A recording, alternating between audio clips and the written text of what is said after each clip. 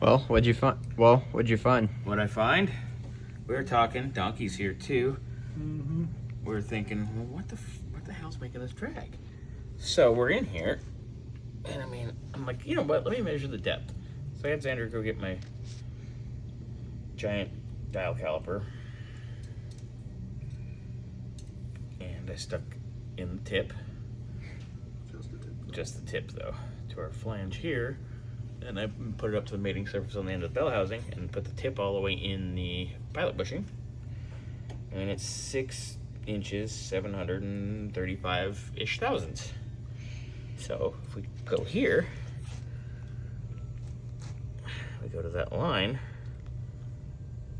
it's like that much longer. So our drag is, it's a bind. No es bueno.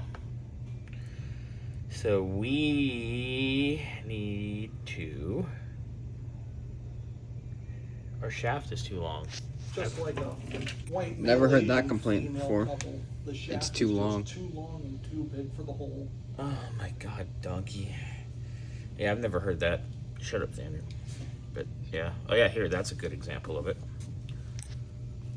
Like that's on the flange. Basically the entire chamfer plus a little. Yeah. Yeah. Yeah, but it spins perfect. Yeah, but when it's wedged in there, and It doesn't. It's in a bind. That won't spin. It puts so much preload on the engine. It's probably shoving the crank so far forward. It's shoving it up and binding it on the thrust bearing. So, all right, we found our problem. So we get to figure this out.